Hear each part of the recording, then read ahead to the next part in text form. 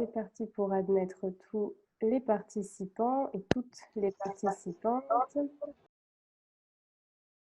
Bonjour à tous et à toutes. Je pense que j'ai réussi à accepter tout le monde, ce qui est absolument merveilleux.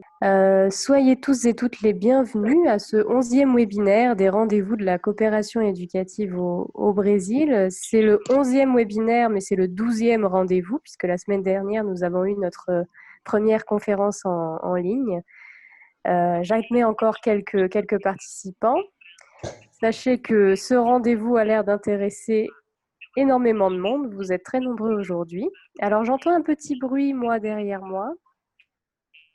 Oui, parce que je pense que tout le monde n'a pas mis en muet le micro, s'il vous plaît. Est-ce que vous pourriez, chacun de votre côté, couper vos micros?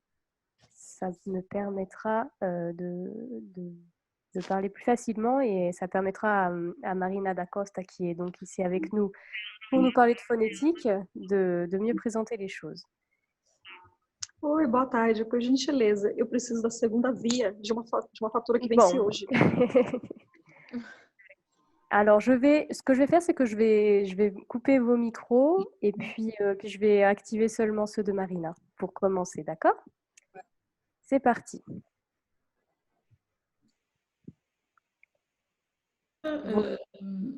Voilà, Marina, normalement c'est bon pour vous et puis pour moi aussi. Donc soyez tous et toutes les bienvenus. Nous sommes actuellement 49 pour ce 11e webinaire des rendez-vous de la coopération éducative. Très rapidement, je suis Marine Knoll, chargée de coopération éducative à l'ambassade de France au Brésil. Je suis ici en compagnie des 3 animateurs de la plateforme IFProf Brésil que vous commencez à connaître certainement, Raïssa, Valdemar et Ingrid. Je suis également accompagnée de ma collègue Marjorie Ponce, qui en général se cache et qui s'occupe notamment des certifications et des formations des professeurs de français au Brésil. Et puis, la personne la plus importante de notre webinaire aujourd'hui, Marina da Costa, qui nous parle depuis Toulouse. Il est un petit peu plus tard en France. Merci d'avoir accepté cet horaire pour les Brésiliens et qui va nous parler aujourd'hui de phonétique française pour les Brésiliens, comme le montre le partage d'écran.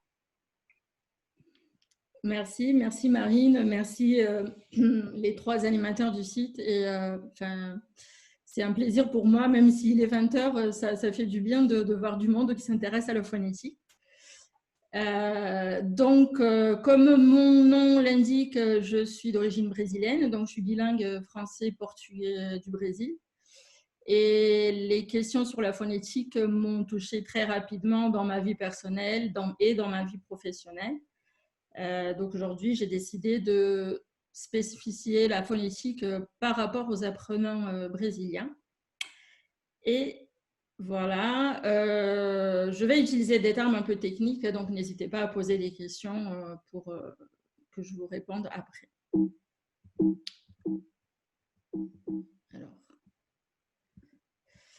Alors, voici ce que je vous propose, une petite introduction pour ensuite parler des particularités phonétiques de la langue française et aller directement sur les difficultés de prononciation chez les apprenants brésiliens. Alors, ce sont des généralités. J'ai pris les difficultés les plus fréquentes. J'aborderai ensuite rapidement 2 méthodes de correction phonétique sans donner trop de détails parce que ça demanderait une vraie formation beaucoup plus longue. Pour arriver rapidement dans la pratique, vous donner des exemples d'activités que l'on peut faire en cours de FLE.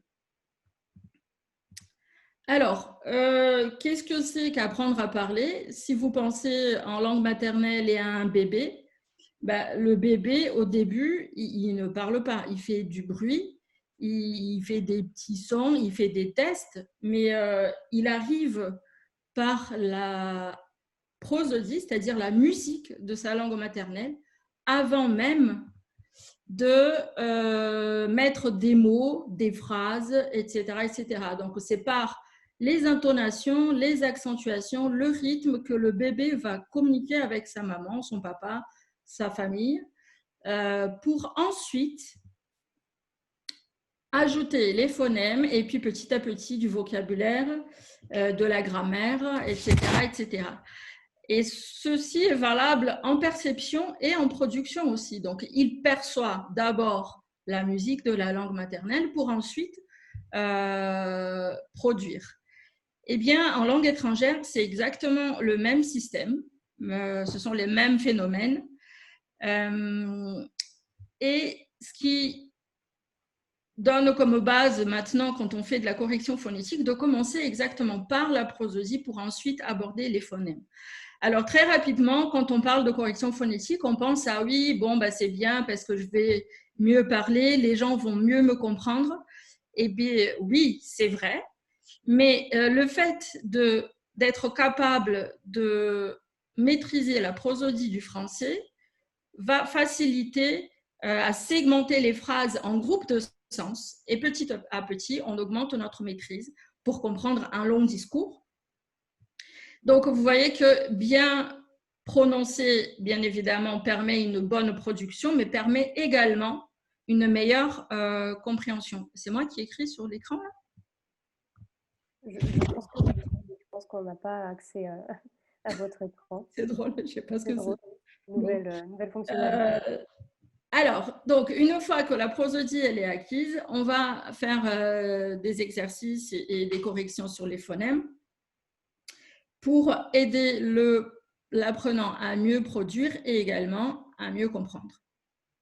Donc, c'est pour ça que j'aime bien cette image, parce que c'est un va-et-vient entre ce qui sort et ce qui rentre.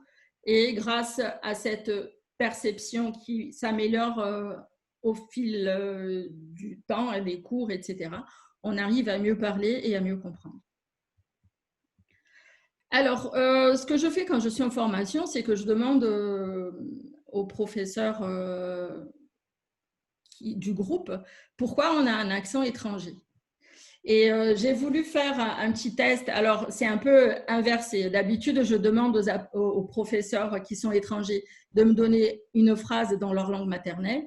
Mais aujourd'hui, j'ai fait autrement. J'ai demandé à un ami français de répéter une phrase en portugais. Donc, vous allez voir. Je vous laisse découvrir. Onde posso comprar kilo de banana? Bon, je sais que moi, quand j'étais au Brésil, ça me faisait toujours rire, les bananas, etc. Donc, vous voyez directement, lui, qu'est-ce qu'il va faire? Eh bien, il va accentuer systématiquement les dernières syllabes des mots, parce que c'est comme ça que ça fonctionne en français. Qu'est-ce que ça veut dire? Eh bien, ça veut dire que quand je lui ai donné la phrase, j'ai fait de deux manières différentes. D'abord, je lui ai dit la phrase, il a juste répété « Onde posso comprar 1 kilo de banana ». Et ensuite, je lui ai donné la phrase à l'écrit, mais même « Onde posso comprar 1 kilo de banana ». Donc, pourquoi il a cet accent? Eh bien, parce qu'il perçoit le portugais à travers un filtre, ce qu'on appelle le crible phonologique. Donc, ça veut dire que on acquiert spontanément notre langue maternelle, les intonations, les accentuations, etc., etc. Et après un certain âge, bien évidemment, on va filtrer tout ce qu'on entend et garder cet accent étranger. Deux problèmes se posent. D'abord, c'est que soit on perçoit le son qui n'existe pas dans notre langue, mais on n'arrive pas à le prononcer, ou alors on ne l'entend pas du tout. Donc, pourquoi exactement ça arrive et quelles sont les caractéristiques du français? C'est une langue qui a une forte tension, mais pas toujours. Je sais que souvent, mes amis brésiliens, même les gens de ma famille, pensent qu'en français, on parle tout le temps comme ça et qu'on est... Non, non, non, on ne parle pas tout le temps comme ça, on se détend de temps en temps, mais c'est une langue beaucoup plus tendue que le portugais.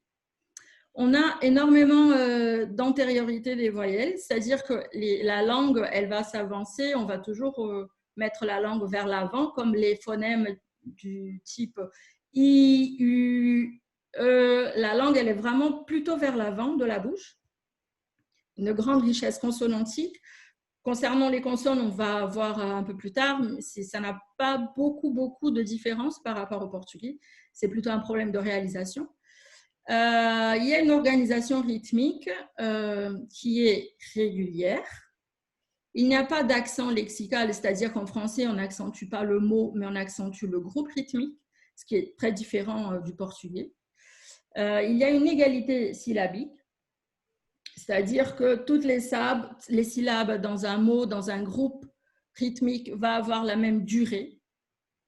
Et la syllabe accentuée qui arrive à la fin du groupe rythmique, elle va durer un peu plus longtemps.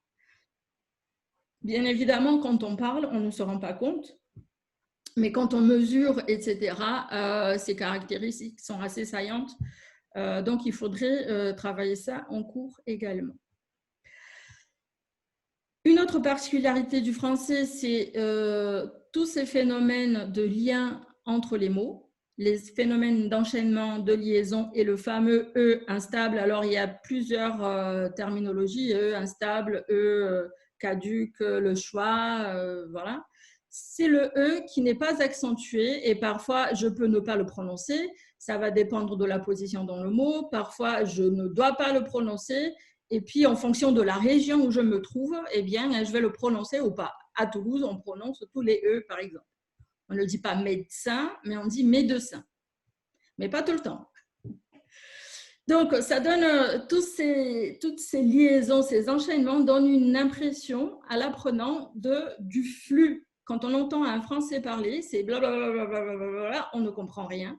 On n'arrive pas à couper les mots en groupe et bien faire les intonations, parce que les intonations en français ont des valeurs linguistiques et expressives.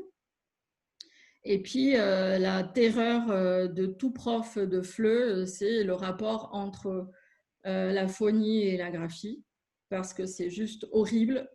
J'adore le français, hein, mais c'est quand même, quand on écrit en portugais, quand on est lusophone, c'est juste une tragédie, parce qu'en français, on peut prononcer de la même manière plusieurs mots qui s'écrivent différemment. Alors, quelles vont être les difficultés de prononciation chez les apprenants brésiliens? Comme j'ai dit au début, je vais commencer par des difficultés concernant la prosodie pour ensuite aborder les phonèmes, les voyelles et les consonnes.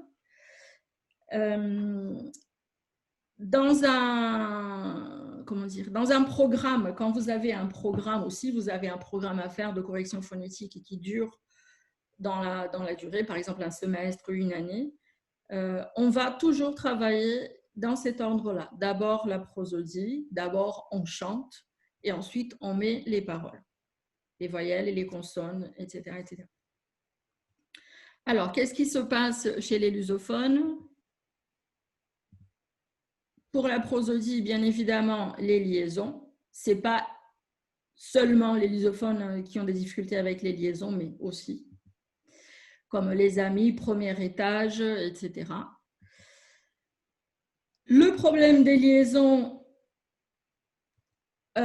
touche également le H aspiré, c'est le fameux H qu'on ne prononce pas en français, mais on ne fait pas la liaison. Par exemple, les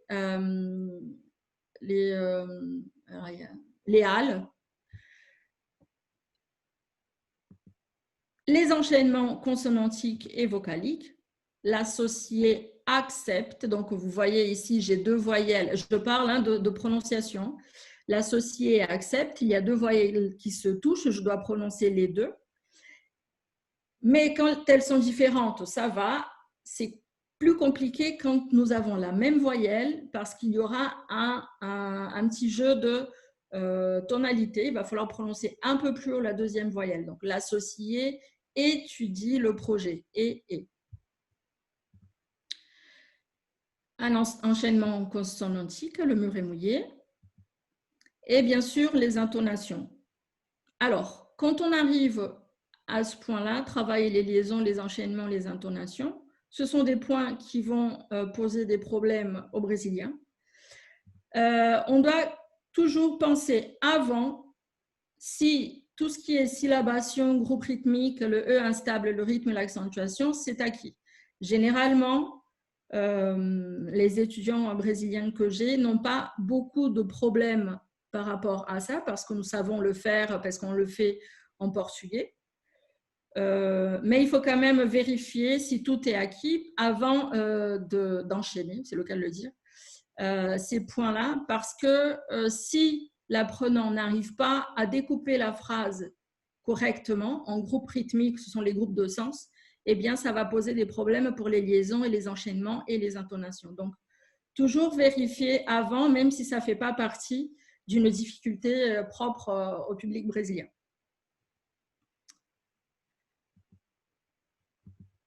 Ensuite, les difficultés concernant les voyelles, ça va être la partie, on va dire, la plus importante chez les Brésiliens, les nasales. Alors, nous avons des nasales en portugais, mais il y a une nasale en français qui est juste horrible aussi. Quand on parle portugais, c'est le sang. Alors, le on peut le faire, il n'y a pas de problème. Le un, on peut le faire avec quelques réajustements, mais le en, on doit vraiment le travailler. Je vous montrerai des exemples d'activités après.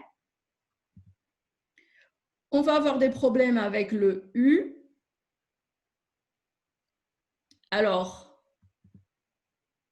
le I, on peut le faire, ça existe en portugais. Le OU, on peut le faire, ça existe en portugais. Mais le U, non seulement ça demande des efforts articulatoires, mais il y a aussi la représentation du U. Parce que ça m'est déjà arrivé, des apprenants brésiliens qui ne voulaient pas le faire parce que c'était trop maniéré. Et bah oui, mais c'est comme ça qu'on parle. Bon. Ça, c'est plutôt du côté interculturel. Et voilà, deux autres voyelles qui posent beaucoup de problèmes, c'est le E de peu et le E de cœur. Généralement, je travaille avant le E, O, A, parce que ce sont des sons que nous avons à part le E, mais ça prépare à l'apprentissage du EE. De toute façon, il y a des études sur des apprenants lusophones. Dans l'ordre de difficulté, on va acquérir plus rapidement le U, ensuite le E de peu et le E de cœur. Celui-là, ça va être le plus difficile dans les voyelles pour un apprenant brésilien. Pour les consonnes, eh bien, nous avons les mêmes consonnes en portugais et en français. La différence va être plutôt de réalisation. Par exemple, le T et le D, on a tendance à dire timide et diagonale. Alors, en fonction de la région du Brésil, etc., ok, d'accord, mais généralement, on va faire le timide et le diagonal. Donc, c'est vraiment, on va dire, une remédiation assez rapide à corriger, mais il faut le faire dès le départ pour que ça ne s'installe pas, justement. Le R, parce qu'encore une fois, en fonction de la région, on fait plus de R que dans d'autres régions, mais on est tous capables de le faire, puisqu'il y a des mots en portugais avec un R et d'autres mots où on roule le R, mais physiquement, nous savons le faire. Il va y avoir des contextes un peu plus compliqués, mais nous savons le faire. Je vous montrerai des activités un peu plus tard.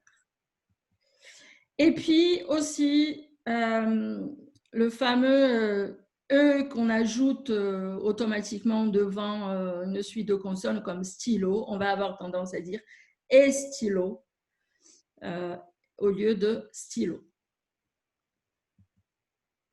Les semi-consonnes ou semi-voyelles, ça dépend des théories, des écoles théoriques ou quoi. le W, le Y et le WA, ça ne pose pas énormément de problèmes, mais quand même, d'habitude, je travaille ce type de phonème avec des étudiants qui sont déjà un peu plus intermédiaires, avancés. Alors, il existe quelques techniques de correction phonétique. Personnellement, j'utilise deux, la méthode articulatoire et la méthode verbotonale. Elles partent toutes les deux de la base que voilà, nous avons. Pourquoi on a du mal à prononcer, c'est parce qu'on n'entend pas ou on l'entend mal. Pour la méthode articulatoire, comme son nom l'indique, pour bien prononcer, je dois précisément connaître l'articulation, comment le phonème s'articule. Donc, il y a beaucoup de schémas avec la langue, les coupes sagittales comme ça. On va expliquer de manière, vous mettez la langue ici, vous faites comme ça, etc., etc. Qu'est-ce qui se passe dans une séance avec la méthode articulatoire? Eh bien, on va toujours faire par 3 étapes, une sensibilisation, une conscientisation et ensuite de l'entraînement. J'ajoute toujours des gestes parce que le geste, parfois, il est plus parlant que mes explications. Et ce qui est intéressant, c'est que quand on commence une séance de correction phonétique, déjà on dit aux apprenants, n'ayez pas peur, on va avoir l'air ridicule, mais ce n'est pas grave, ça reste entre nous. Il faut vraiment établir un contrat de confiance pour qu'ils se sentent à l'aise. Et ce qui est intéressant, des gestes, c'est que au bout de quelques séances, quand l'apprenant prononce mal un phonème qu'on a déjà travaillé, rien qu'en faisant le geste, il va s'auto-corriger. Donc, au début, ça l'aide à comprendre, et puis ensuite, c'est juste le geste qui va l'aider à maîtriser et assimiler la bonne prononciation. Alors, deuxième méthode, et celle-là, elle est un peu plus complexe parce que c'est une technique de remédiation que nous, professeurs, devons maîtriser. On se base toujours sur cette idée de crible phonologique, hein, le filtre de la langue maternelle. Et l'apprenant, il arrive en cours et il ne fait rien. Il est là, il s'installe et il ne fait que répéter. Mais nous, professeurs, on connaît très bien les combinaisons que nous pouvons faire pour l'amener à la bonne prononciation. Donc, petit à petit, il va progresser. Nous travaillons avec la MVT toujours avec des dialogues. Donc, j'ai un dialogue et je vais faire tout un tas de changements dans la prononciation pour que l'apprenant arrive à la bonne prononciation, bien sûr, à l'aide des gestes. Donc, vous voyez, pendant mes séances de correction phonétique, je mélange vraiment les deux. Je trouve qu'elles sont complémentaires. Et d'autant plus que chaque apprenant, comme vous pouvez le voir en cours de FLE général, les apprenants n'avancent pas à la même vitesse, n'ont pas les mêmes besoins. Donc, ça permet aussi d'équilibrer un petit peu ce travail. Alors, je vous donne directement des exemples très concrets d'activités de correction phonétique. Malheureusement, je ne pourrais pas vous parler des dialogues en MVT, etc., parce que c'est quand même beaucoup plus long à expliquer. Mais quoi qu'il en soit, que je fasse de la verbotonale ou de l'articulatoire, les séances de correction phonétique sont toujours organisées de cette même manière. D'abord, une sensibilisation, ensuite une discrimination, pour finir par la production, soit une production guidée, soit libre, parfois les deux. Donc, je vais vous donner des idées d'activités en 3 étapes. On va dire une petite introduction pour commencer, pour après parler de quelques exercices en prosodie et les phonèmes. Alors, pour commencer, pourquoi pour commencer? Parce que très souvent, les apprenants ne savent pas ou savent mal prononcer les lettres de l'alphabet, quelque chose de très classique. Donc souvent, je fais le jeu de l'ophtalmo. Vous savez, les affiches que les ophtalmos ont dans les cabinets, ils prononcent A, B, C, D, E, parce que rien que le E, on commence déjà à rentrer dans la prononciation des voyelles antérieures, etc., etc. Je travaille aussi avec l'API, donc l'alphabet phonétique international. Je pourrais vous expliquer oui, non, pourquoi. De mon point de vue, et grâce à mon expérience, je m'aperçois que, bien sûr, avec les débutants, ça ne va pas être un travail régulier, mais à partir du niveau A2, on commence déjà à présenter l'API aux étudiants et ça les aide ensuite à être plus autonomes quand ils se rencontrent. Quand ils se rendent compte que voilà, il y a un mot, ils ne connaissent pas le mot, mais ils seraient capables de le prononcer rien qu'avec l'API. Je vous mets un QR code pour arriver directement sur le site, juste pour vous montrer le document. Donc, vous aurez accès directement à ce document-là. C'est le jeu de loi classique, mais avec les phonèmes. Donc, ce sont parfois, il y a des lettres CH. Moi, j'ai mis toutes les cases avec de vrais phonèmes aussi. Parfois, je travaille avec juste les combinaisons à l'écrit. Ça va dépendre du niveau de mon groupe. Et ça fonctionne très bien. C'est ludique parce que c'est un jeu. Et puis, ça leur permet aussi de réfléchir et de commencer déjà cette association phonigraphie qui va être très problématique par la suite. Hop là. Non. Ensuite, je travaille aussi avec des flashcards qui sont gratuitement téléchargeables sur ce site Phonetic Free. Je vais vous donner après des références. Donc, ce site-là, il est très, très bien fait. Vous voyez ici, vous avez les documents qui sont téléchargeables et vous avez des flashcards avec les symboles phonétiques. Ça permet de faire des jeux. Vous voyez ici, des jeux ou juste d'afficher. Si vous travaillez un son en particulier, vous les affichez sur le mur de votre classe pour aider à la mémorisation, etc., etc. Généralement, ils aiment bien ce type de document. Alors, on commence les activités sur la prosodie. Je rappelle, avant d'aborder les intonations, les enchaînements et les liaisons, il faudrait vérifier si tout ce qui est syllabation, rythme, accentuation et E instable, si tout ça est acquis. Un premier exemple de travail que nous pouvons faire en cours. Vous avez la phrase, alors j'évite au maximum, sauf si je fais vraiment un travail de phonigraphie, mais j'évite au maximum d'écrire au tableau au début de la séance, parce que ce qui m'intéresse, c'est vraiment qu'ils ouvrent leurs oreilles et qu'ils fassent attention, qu'ils restent avec moi et qu'ils soient réceptifs et actifs. Alors que si j'écris, ils vont commencer à lire et ça va poser d'autres problèmes. Donc, je prononce cette phrase. Elle a beaucoup mangé et elle est, je ne vois plus le reste, tombée malade. D'accord? Je prends une deuxième phrase et je ne respecte pas les groupes rythmiques. Vous cherchez des chaises en plastique ou en bois. Je répète la même phrase et je prononce correctement. Vous cherchez des chaises en plastique ou en bois. Et je leur demande de me dire quelle phrase est la plus correcte ou leur semble être la plus correcte.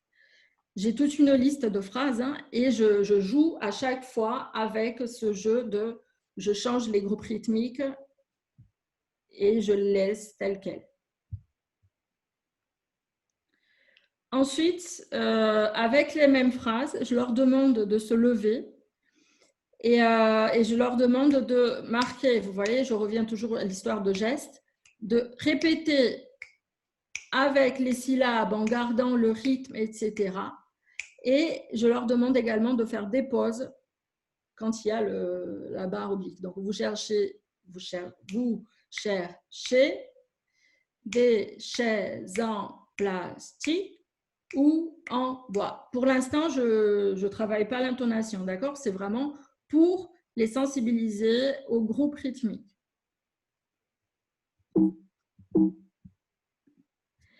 Et un exercice de production, c'est le cadavre exquis. Donc, vous donnez un début de phrase à un apprenant et à chaque fois, celui d'après va rajouter un groupe. Alors, il y a plusieurs versions du cadavre exquis, mais en phonétique, ce qui m'intéresse, c'est vraiment qu'ils se rendent compte que dans un groupe rythmique, c'est un groupe de rythme, bien sûr, mais c'est aussi un groupe de sens. Donc, ce matin, c'est un groupe de sens. Il s'est levé, c'est un groupe de sens. Je ne peux pas dire ce matin, il s'est levé. Je dois respecter les groupes de sens. Un autre exemple d'exercice sur les intonations. Donc là, pour l'instant, je reste seulement sur les intonations montantes et descendantes. Je répète les mêmes phrases et je leur demande de monter, descendre, etc. Et je leur demande de créer avec la même phrase, soit c'est une question, soit c'est une affirmation. Pour les groupes rythmiques et la liaison, je leur dis, Pierre a des amis, Jean, Louis, Paul, Marie, Anne, combien d'amis? Je n'écris rien. Et ensuite, je dis, Pierre a des amis, Jean-Louis, Paul, Marianne. Donc, soit Pierre a 5 amis, soit Pierre a 3 amis. On commence déjà à aborder un petit peu l'intonation et ces intonations de fin de groupe rythmique. Et puis, je donne au tableau, je mets un tableau et je marque la liaison. Et ensuite, toujours pareil, je leur demande de répéter avec et sans les liaisons. Après ma lecture, la bonne et la mauvaise. Et puis, pour terminer, je leur demande de produire des phrases. Ils doivent écrire sur de petits papiers des groupes simples avec des liaisons. Et ensuite, je mélange, ils font des équipes et celui qui prononce bien avec la bonne liaison, il marque un point. En fonction du niveau, vous mettez les liaisons obligatoires, les liaisons interdites et les facultatives, bien évidemment. Vous pouvez jouer sur cela en fonction du niveau du groupe. Alors, pour les phonèmes, donc je rappelle, on fonctionne toujours en 3 étapes, sensibilisation, discrimination, production. Je ne pourrais pas détailler chaque étape pour chaque phonème, mais je vous donne des idées pour vos activités. Donc, ce que je fais, c'est que j'écris au tableau son, sans, sin, avec les symboles, et je mets 1, 2, 3. Pourquoi? Mais parce qu'au moment où je vais passer par la phrase de discrimination, s'ils me disent, si je leur demande, vous entendez quel son? S'ils ne savent pas le prononcer, je ne saurais pas s'ils entendent. Donc, ils vont me dire 1 ou 2. Ah oui, j'ai oublié de vous dire quelque chose. Quand on travaille les phonèmes, on travaille toujours par paire. Donc, je travaille d'abord son, sans, et ensuite sans, sin, pour finir avec les intermédiaires, les 3 ensemble. Et j'écris au tableau aussi, je fais ce petit dessin et je leur dis que ça représente leur bouche.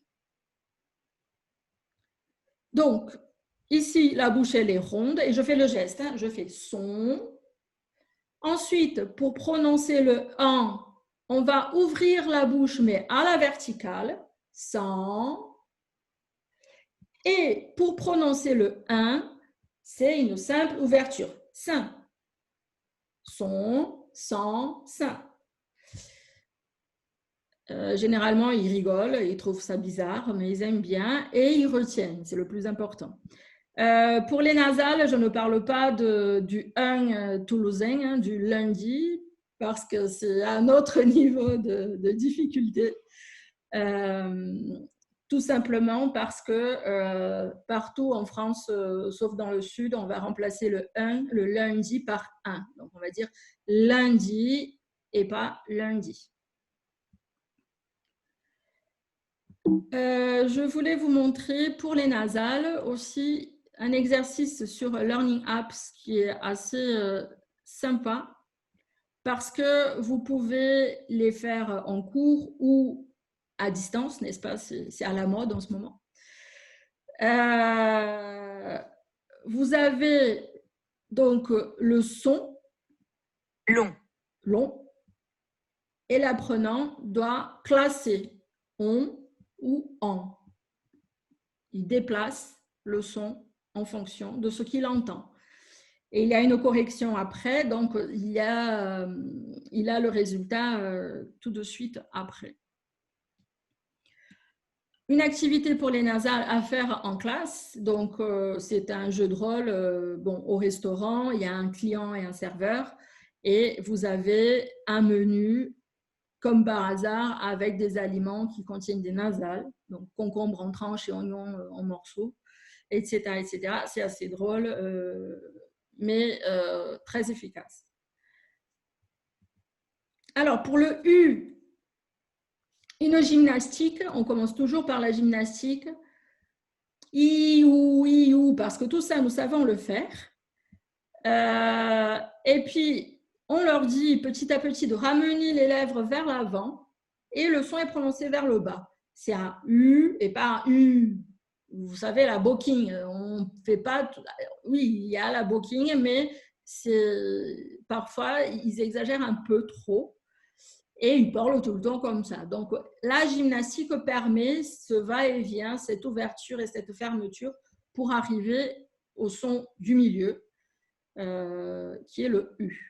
J'écris aussi au tableau, pareil, je fais leur tête et je leur dis, voilà, ça c'est votre bouche, vous faites la bouche de OU, mais vous prononcez I, et petit à petit, c'est un peu artificiel au début, mais petit à petit, ils arrivent à bien le prononcer. Toujours, répétition des mots, etc. Et je ne vous montre pas, mais il y a Carambolage, c'est une émission sur Arte. Vous avez les vidéos en ligne gratuites. Sur les nasales, c'est assez sympa. Et puis, une chanson très classique, comme d'habitude, de Claude François, avec beaucoup de nasales. Alors, le peu et le cœur, discrimination, je rapproche toujours de ces autres phonèmes-là. Je rappelle, on travaille toujours 2 par 2. Ce que je fais une fois que la phase de sensibilisation et discrimination sont passées, je leur donne des phrases. Ce gâteau est délicieux, et ils doivent les prononcer correctement. Et s'ils le prononcent mal, ils ont un gage. Alors l'année dernière, à l'université d'été, à l'université de Toulouse, le gage, c'était d'aller répéter un virlang dans une autre classe. Bien sûr, un virlang avec les sons qui sont problématiques. Donc, tout le monde rigolait. Et donc, il faisait vraiment attention pour bien prononcer les phrases avant d'aller s'afficher chez les autres. Une autre idée d'activité avec des chansons, j'aime beaucoup travailler avec les chansons en phonétique. C'est une chanson qui s'appelle « Je veux tes yeux » de Angèle. Vous pouvez avoir la fiche pédagogique sur le site des experts.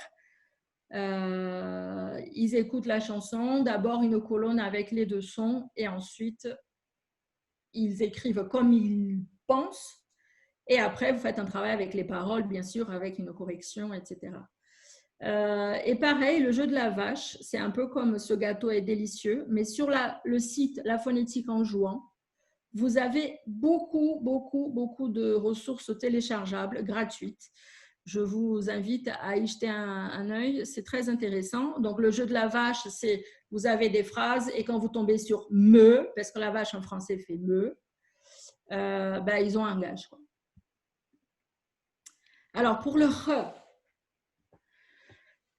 La première chose que je fais, c'est racler la gorge. Alors, ce n'est pas très sexy, hein, mais c'est très efficace. Ou alors, je leur donne, parce que parfois, ils ne se rendent pas compte, ils font quelque chose de très exagéré, comme c'est pas vraiment ça, mais c'est pas non plus.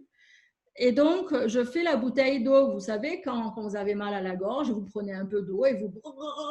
Et en fait, ils se rendent compte physiquement où est le point qu'ils doivent essayer de racler la gorge.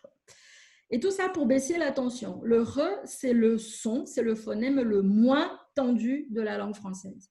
Donc, généralement aussi, je leur dis avant de prononcer, ça c'est une technique de la verbotonale, avant de prononcer un mot avec un re, je leur demande de respirer et de lâcher en prononçant le mot. Donc, ça fait racler. Ça évite la tension du racler. Non, non, non. Ils ne peuvent pas faire... Essayez après, hein, vous allez voir, vous ne pouvez pas respirer et lâcher comme si vous étiez fatigué et en même temps faire un re trop prononcé. Bien sûr, il faut travailler, et ça, c'est ce qui pose le plus de problèmes, hein, c'est une consonne comme tep, que, debege, feve, avec le re. On n'aime pas ça. Pas que nous, les Brésiliens, mais beaucoup de nationalités. Et donc, vous ajoutez justement une voyelle entre le te et le re. Donc, au début, vous allez leur dire de dire taraverser, taraverser. Et petit à petit, vous n'allez plus prononcer le A, le tar. Vous allez dire taraverser, taraverser, traverser. Et lui, l'apprenant, il va petit à petit lâcher le A et bien prononcer le traverser. De même pour les autres mots. Bien sûr, des dialogues répétés. L'un des secrets de la prononciation, c'est la répétition. On doit répéter, on doit s'exposer et on doit imiter. Donc, répéter, répéter, répéter, imiter. Je travaille avec des virelangues pour une introduction à la graphiphonie. Et j'ai préparé un petit Quizlet, vous voyez, sur le re. Et c'est juste des exercices qu'ils peuvent faire en autonomie. D'un côté, j'ai mis le mot en français et derrière le mot en portugais. Donc, il y a 10 mots. Vous avez les mots en bas. Vous pouvez les écouter. Rato. Et il y a plusieurs exercices avec la même liste. Hein. Vous pouvez faire associer, vous pouvez faire un jeu, vous pouvez, vous voyez, ré, rail, etc., etc. Quizlet, c'est vraiment un outil très sympa. Et ça permet de gérer justement si on reste confiné ou pas, ces changements de cours. D'autres idées d'activités rapides et j'ai fini dans quelques secondes. Donc, le téléphone sourd, vous choisissez des mots ou vous choisissez des phrases et il y a quelqu'un qui dit à l'oreille de son voisin et ça avance, ça avance, ça avance. C'est très, très drôle. Rarement, on arrive au bon mot à la fin, mais après, on fait le chemin inverse pour voir où ça a posé de problème, pour qu'ils perçoivent aussi ce qu'ils prononcent mal. Le jeu de son, mais pareil, toujours, hein, des mots avec deux sons que vous travaillez. L'élève A prononce ce mot et dit à l'élève B de l'autre équipe de le prononcer. Si l'élève B prononce correctement, il a un point. Sinon, il n'a pas de point.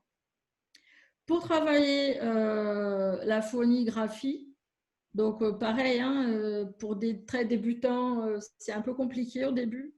Mais sinon, il y a le petit bac, il y a des labyrinthes. Vous trouverez plein d'informations sur Internet. Je vous ai mis les liens. Des mots croisés, des poésies.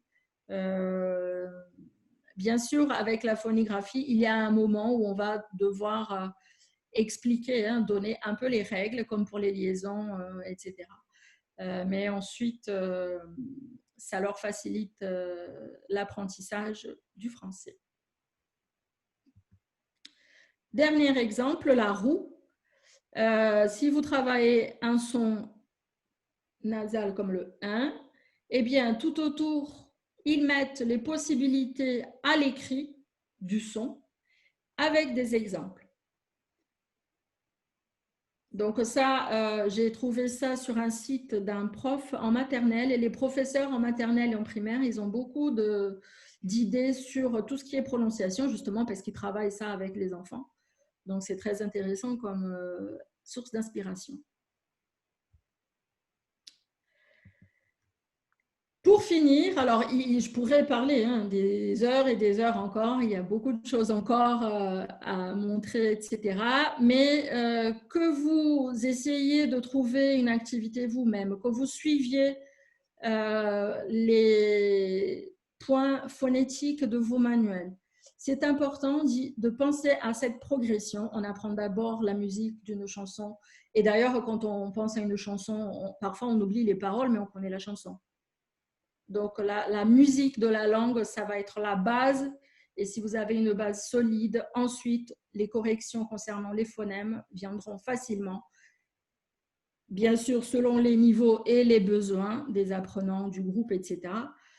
Il faut penser à l'évaluation. C'est assez délicat d'évaluer la prononciation, mais dans les cursus qui existent, que ce soit à l'université ou alors des examens, des diplômes officiels comme DELF, DALF, il y a 3 points pour la prononciation. Donc, l'évaluation est une vraie question concernant la phonétique, mais on l'a fait et ça se passe plutôt pas mal. Voici les liens. Donc, ce sont des livres que j'utilise, j'ai mis par maison d'édition. Ensuite, des sites très sympas et d'autres références, vous aurez, tout sera sur les diapos. Et puis, merci à vous. Je termine avec une phrase d'un ami et d'un phonéticien que j'aime beaucoup, Bernard Dufeu. Bien prononcer, c'est faire un pas vers l'autre. Voilà. Merci beaucoup. Très jolie conclusion, Marina. Oui, le support de présentation sera partagé sur IF Prof Brésil. Ne vous inquiétez pas, vous pourrez reprendre donc tous les liens que Marina a gentiment partagés avec nous. Merci beaucoup pour ce tour de la phonétique française pour les Brésiliens qui a été extrêmement… Évidemment, j'imagine que ça ne peut pas être complet en 30 minutes, mais qui a été quand même extrêmement intéressant et qui, à mon avis, je pense beaucoup de monde s'est retrouvé, a pu s'identifier parce que on est avec beaucoup de Brésiliens ici et donc des gens qui ont aussi appris, qui sont profs de français, mais qui l'ont appris avant toute chose. Et j'imagine qu'ils se sont avant tout identifiés et ensuite identifiés en tant que professeurs enseignant la langue française à des apprenants lusophones. Vous inquiétez pas, même les Français, à l'inverse, ça marche aussi, les difficultés pour nous, pour apprendre le portugais. Posso comprar a banana. Ouais, voilà, c'était une très bonne intro. Les nasales portugaises et d'autres sons sont pas toujours très simples pour nous, francophones. Mais avec de l'entraînement, c'est vrai qu'on peut y arriver. Alors, je ne sais pas si dans le chat, il y a eu des questions de ce que j'ai vu, je ne crois pas. Mais là. Combien de oui. temps devons-nous dédier à la phonétique dans un cours de 50 minutes? Ça, c'est la question qui tue. C'est génial. Alors, j'ai la chance, et je le dis vraiment, d'avoir des séances exclusivement dédiées à la phonétique. Donc, j'ai 1 heure ou 2 heures. Quand on a un cours de 50 minutes, il faut le faire, ça va dépendre de ce qu'on vous impose en fait par rapport à l'institution, par rapport au programme, je veux dire. Mais si vous voulez vraiment commencer le travail avec de phonétique, il faudrait prévoir peut-être 10 minutes, un quart d'heure maximum, mais pas toutes les séances, ça c'est sûr, parce que vous avez quand même un programme à suivre, quoi. Mais il faut que ça soit régulier en fait. Si vous voulez, si vous ne pouvez pas faire 50 minutes de phonétique, ce n'est pas bien grave à partir du moment où vous le faites régulièrement. Et il faut vraiment, dès le début, dès le niveau A0, hein, je travaille la phonétique, parce que pour éviter justement la ça va pas sortir, ça va pas sortir, fossilisation, pardon, de l'erreur, parce que c'est beaucoup plus difficile après de corriger quand l'erreur elle est déjà installée. Donc 50 minutes de cours, 10 minutes, 15 minutes, peut-être pas toutes les séances, mais de manière régulière. Merci beaucoup pour cette réponse. C'est un peu l'idée de la répétition dont vous parliez, Marina. Ouais. Thaïs Dos Santos, elle nous demande, enfin elle vous demande à vous surtout, est-ce qu'il y a des recherches par rapport à la phonétique dans des universités brésiliennes ou est-ce qu'il y a ça seulement en France? Est-ce que vous avez des références peut-être à partager, même les autres, hein, vous pouvez intervenir. Alors, dans l'une des références que je vous ai données, il y a, je peux vous dire, parce que le livre il est juste sous mon ordinateur. Attendez. C'est la référence de Sylvain Deutet. Il y a un chapitre sur les lusophones. Et donc, je peux vous donner le nom des personnes qui ont écrit ce chapitre-là. C'est... attendez. Par contre, je ne sais pas à quelle université ils sont. Mais c'est Isabel Christine Seara, Sara Farias da Silva et Vanessa Gonzaga Nunes. Ce sont les 3 personnes qui ont écrit le chapitre de ce livre-là. J'ai mis la référence dans les liens sur les lusophones. Donc, oui, il y a des travaux. Et d'ailleurs, à la fin du chapitre, elle donne, les 3 femmes, elles donnent d'autres références. Donc, ça pourra vous aider à trouver alors, il y a un mémoire de master, il y a des articles, oui. Bon, à mon avis, il y a de quoi faire déjà avec cette première piste. Et puis, il y en a d'autres dans le chat. On nous parle de Monica Fiuza qui a déjà fait un webinaire avec nous il n'y a pas très longtemps, qui apparemment donne des cours de phonétique de temps en temps à... Alors, je ne sais pas comment vous dites l'Universidade Fluminense. Je pense que ça fait Federal Fluminense. Oui, c'est ça. Et puis, Dario Pagel, qui lui est à l'Université fédérale du Sergipe. Est apparemment un grand spécialiste aussi, je l'ignorais, je vous l'avoue. Voilà, il y a quelqu'un qui, Jacqueline, confirme, donc voilà, allez peut-être chercher du côté de Dario Pagel aussi, ça pourrait être intéressant. Est-ce que parmi vous, quelqu'un d'autre aurait une question? Alors ça peut être par le chat, vous pouvez aussi activer votre micro et poser la question, il n'y a aucun problème. Vous êtes tout à fait libre de le faire.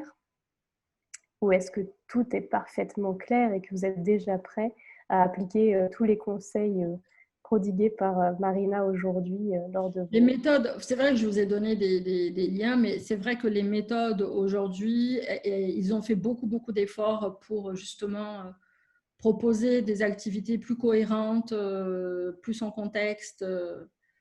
Donc, n'hésitez pas à faire cette partie phonétique des méthodes que vous utilisez en cours. Pour moi, ce n'est pas suffisant. Mais... Excusez-moi. Ah.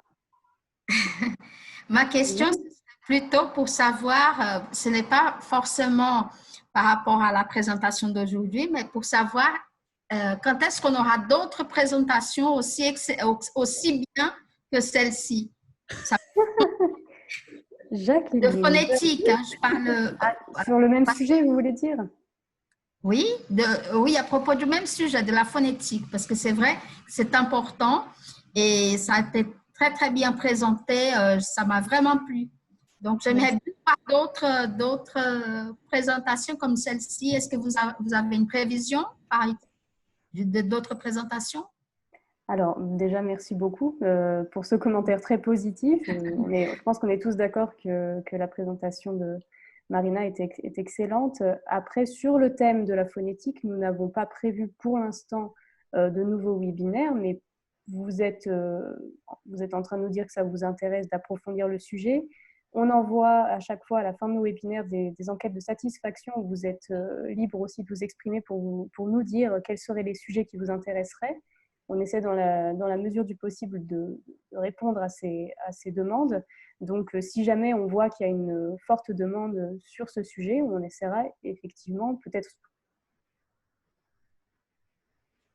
qui sait, si on peut faire un autre webinaire, un autre rendez-vous sur ce sujet, bien sûr, pour approfondir. Pour l'instant, non, ce n'est pas prévu. Pardon?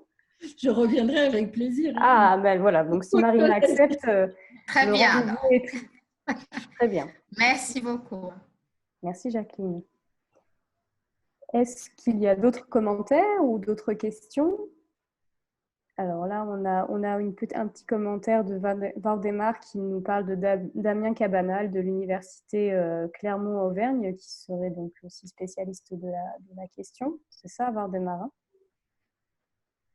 Mais de la phonétique lusophone, c'est ça?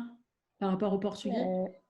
Mais en fait, Damien Cabanal travaille avec la phonétique et surtout la rémédiation aussi des primo-arrivants en France. Oui. Voilà, c'est encore une référence supplémentaire.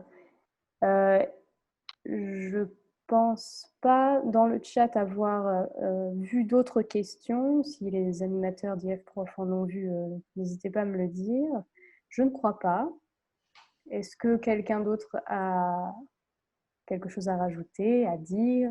Autre question? Profitez-en. C'est le moment.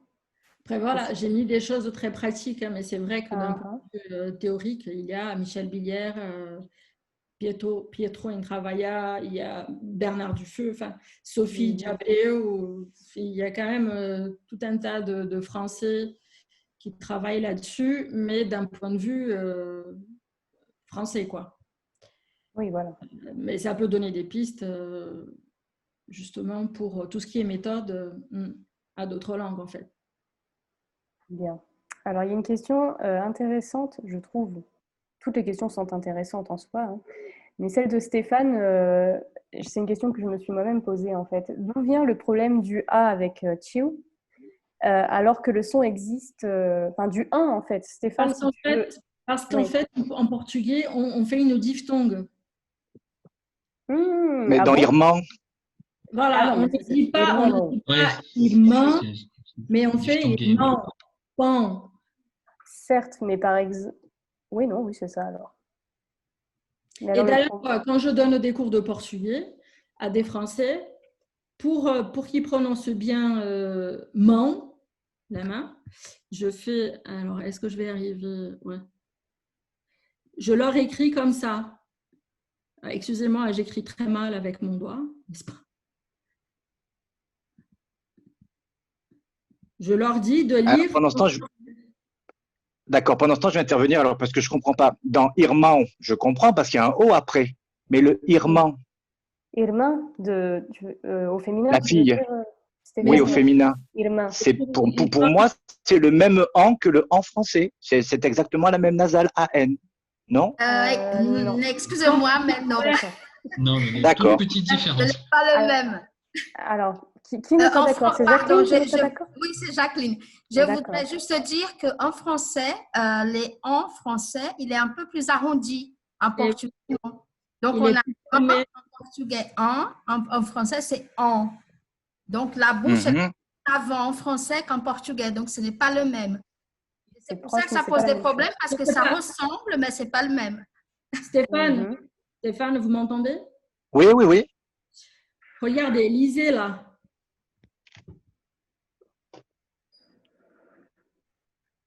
Stéphane. Irmão, ok. Oui. Là, ici. Lire. Irmão. À la française? À la française, oui. Irmão. Non, là, attends, pardon. Sans le on, je pense. Juste Irma. Irmão. Mais vous venez du sud? Du sud, oui. Oui. Non, mais... Je suis niçois. En français parisien, alors. Irma. Irma. C'est le 1 de saint. Les saints. Oui.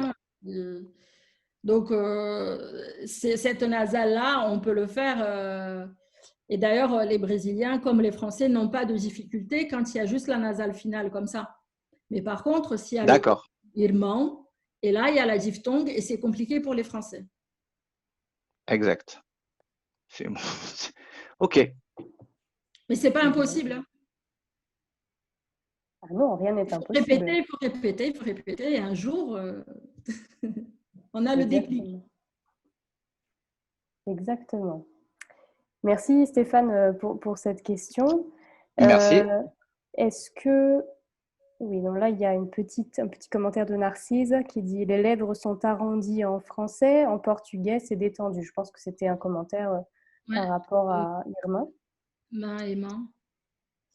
Voilà, il me semble que je n'ai pas vu d'autres commentaires particuliers ou de questions particulières. Donc, si tout le monde est d'accord, si Marina est d'accord, n'a rien à rajouter en particulier, ça va être le moment de nous dire au revoir. Au revoir vraiment, puisqu'on va se revoir la semaine prochaine. On a deux rendez-vous la semaine prochaine. Webinaire le mercredi 17 à 11 h avec Drame Éducation sur la réécriture créative des pièces de théâtre en classe de FLE. Donc, vous êtes bien entendu les bienvenus. Et puis, vendredi prochain, il y a également une conférence en ligne, une deuxième, avec Anna Rossi de l'Université de Brasilia, qui va nous parler de littérature et poésie en temps de pandémie. Donc, soyez tous les bienvenus. Est-ce qu'on peut encore s'inscrire pour les webinaires de la semaine prochaine? Oui, puisqu'on ne vous a pas encore envoyé les liens d'inscription. Ils seront envoyés certainement d'ici demain. Donc, soyez attentifs à vos boîtes mail et sur IFProf, puisque c'est là-dessus que vous pourrez vous inscrire. Je vous remercie tous de votre attention. Je remercie une nouvelle fois Marina pour son intervention extrêmement intéressante. Merci aux animateurs. Merci à tous pour vos questions et commentaires. Merci à tous. Je vous dis à très bientôt, à la semaine prochaine. Au revoir. Au revoir. Au revoir. Ciao, ciao.